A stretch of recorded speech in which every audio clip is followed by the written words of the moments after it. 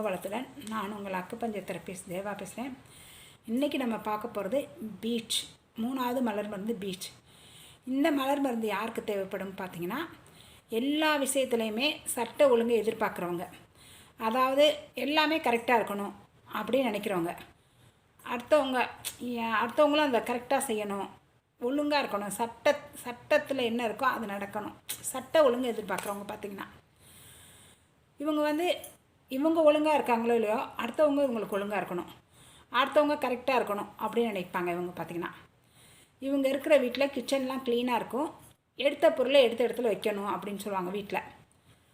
இவங்க வீட்டில் எப்போ பார்த்தாலும் அடுத்தவங்களை இது செய்ய அது செய்ய அப்படின்னு சொல்லிட்டு வேலை வாங்கிட்டு இருப்பாங்க. அதே மாதிரி ஆஃபீஸ்லேயும் சரி, இது செய்ய அது செய்யன்னு வேலை வாங்கிட்டு இருப்பாங்க. ஆனால் இவங்க பெர்ஃபெக்டாக இருக்க மாட்டாங்க, அவங்களுக்கு பெர்ஃபெக்டாக இருக்கணும் அப்படின்னு வேலை வாங்கிட்டு இருப்பாங்க பார்த்திங்கன்னா.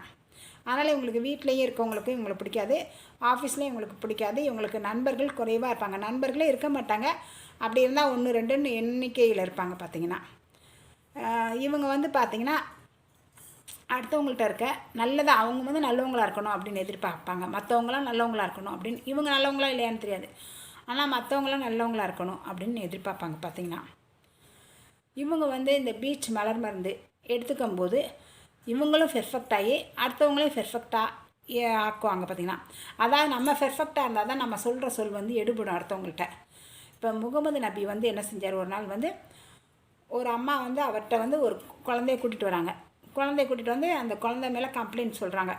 இந்த பையன் சுகர் நிறையா சாப்பிட்றான், இவனை கொஞ்சம் கண்டிச்சு வைங்க அப்படின்னு சொல்கிறாங்க. உடனே முகமது நபி சொல்கிறாரு, நீங்கள் போயிட்டு அடுத்த வாரம் வாங்க, நான் கண்டிக்கிறேன் அப்படிங்கிறார். சரின்னு இந்த அம்மாவுக்கு ஒன்றும் புரியலை. போயிட்டு அடுத்த வாரம் கூட்டிகிட்டு வராங்க. அந்த பையனை கூட்டிகிட்டு நீங்கள் போன வாரம் நீங்கள் இந்த வாரம் வர சொன்னீங்கன்னொன்னே அவர் உடனே அந்த பையனை கூப்பிட்டு, இங்கே வாப்பா, சுகர் சாப்பிடக்கூடாதுப்பா, உடம்புக்கு கெடுதி, சர்க்கரை சத்து இதுவாச்சுன்னா ரொம்ப இதுவாகும், உடம்புல நோய் நிறையா வரும் அப்படின்னு சொல்லி அந்த பையனை கண்டிக்கிறாரு. கண்டித்த உடனே அந்த அம்மா சொல்லுது, ஏன் நான் போன வாரம் குட்டியாக இருந்தேனே, போன வாரமே இதை நீங்கள் சொல்லி அனுப்பியிருக்கலாம்ல அப்படிங்குது. இல்லை, நீங்கள் போன வாரம் வரும்போது நான் பெர்ஃபெக்டாக இல்லை, நான் சுகர் நான் இனிப்பு நிறையா சாப்பிட்டுட்டு இருந்தேன், இப்போ அதை குறைச்சிட்டேன், நான் பெர்ஃபெக்ட் ஆன பிறகு தான் நான் மற்றவங்கள நான் சொல்ல முடியும். அதனால தான் நான் அப்படி சொன்னால் தான் அவங்களும் கேட்பாங்க. நான் தப்பை பண்ணிவிட்டு அவங்கள தப்பு பண்ணாதுன்னு சொன்னால் அது கேட்க மாட்டாங்க. அதனால் நான் கரெக்டாக இருந்தால் தான் அவங்கள நான் கரெக்ட் பண்ண முடியும் அப்படின்னு சொல்லியிருக்காரு. அப்புறம் பார்த்திங்கன்னா, ரோட்டில் ஒரு பொண்ணு மேலே எல்லோரும் கள்ளத்துக்கு எறிகிறாங்க. அவள் களங்கமானவன்னு சொல்லிட்டு அவன் மேலே எல்லோரும் கள்ளத்துக்கு எறிகிறாங்க. அப்போ நபிகள் நாயகம் போய், ஏன் கள்ளத்துக்கு எறிகிறீங்கன்னா, இவ களங்கமானவ, அதனால தான் கள்ளத்துக்கு எறிகிறோன்னு.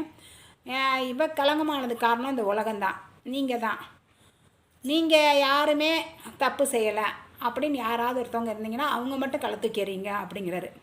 உடனே எல்லோரும் ஒருத்தவங்க பார்த்துட்டு அமைதியாக கலைஞ்சு போயிடுறாங்க பார்த்திங்கன்னா. அப்போ எல்லா மனிதர்களுமே நிறை குறைகளோடு தான் இருப்பாங்க பார்த்திங்கன்னா. அது இவங்களுக்கு இந்த மலர் மருந்து எடுத்துக்கிறவங்களுக்கு புரியணும். அதாவது உலகத்தில் நல்லதும் இருக்குது கெட்டதும் இருக்குது அப்படிங்கிறத ஏற்றுக்கணும். அவங்க நல்லவையும் இருக்குது அல்லவையும் இருக்குதுன்னு ஏற்றுக்கணும். பாசிட்டிவும் இருக்குது நெகட்டிவும் இருக்குங்கிறத அவங்க ஏற்றுக்கணும் இந்த உலகத்தில். அப்படியே மனிதர்களை பாசிட்டிவோடையும் நெகட்டிவோடையும் ஏற்றுக்கணும். இவங்க பார்த்திங்கன்னா இந்த மலர் மருந்து சாப்பிடும்போது இவங்களும் பெர்ஃபெக்ட் ஆகி இவங்க பெர்ஃபெக்ட் ஆனி இவங்க சொல்லும்போது மற்றவங்களும் பெர்ஃபெக்ட் ஆவாங்க பார்த்திங்கன்னா. இவங்க ஒரு கட்டட தொழிலையோ இல்லை தையல் தொழிலையோ இல்லைன்னா பியூட்டிஷன்லையோ, அதாவது கலைத்திறன் அந்த மாதிரி தொழிலில் இருக்கும்போது இந்த குணாதிசயம் கொண்டவங்க அந்த தொழிலில் இருக்கும்போது இவங்க இந்த மலர் மருந்து எடுக்கும்போது அந்த தொழிலில் பிரகாசிப்பாங்க பார்த்திங்கன்னா.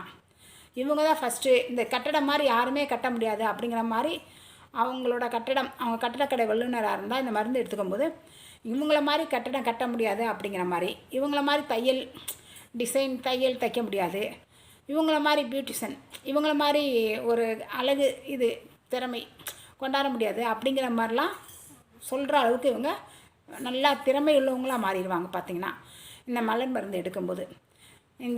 அப்புறம் குழந்தைய பார்த்திங்கன்னா, சில குழந்தைய போய் மற்ற குழந்தையோட ஜாயின் பண்ணாதுங்க, ஒன்றா சேர்ந்து விளையாடாதுங்க. அந்த குழந்தைகளுக்கெல்லாம் நீங்கள் இந்த மலர் மருந்து கொடுக்கும்போது, பீச் அப்படிங்கிற மலர் மருந்து கொடுக்கும்போது அந்த குழந்தைய மற்ற குழந்தைகளோட ஜாயின் பண்ணி விளையாடுங்க பார்த்திங்கன்னா. அதுகள்கிட்ட தப்பை கண்டுபிடிக்காமல் அவங்கள்ட்ட குறைய கண்டுபிடிக்காமல் அதுகள்கிட்ட போய் விளையாட ஆரம்பிக்குங்க, சேர்ந்து விளையாட ஆரம்பிக்குங்க. அதான் தனிச்சே இருக்க குழந்தை, யாரோடையும் சேராமல் தனிச்சே இருக்க குழந்தைகளுக்கு இந்த மலர் மருந்து கொடுக்கும்போது அந்த குழந்தை மற்ற குழந்தையோட சேர்ந்து விளையாட ஆரம்பிக்கும் பார்த்திங்கன்னா.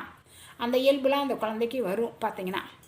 இந்த மலர் மருந்து வந்து பீச்சுங்கிற மலர் மருந்து வந்து ஒரு மனிதனை வந்து சக மனிதனாக மாற்றும் பார்த்திங்கன்னா. நன்றி, வாழ்க வளத்துடன்.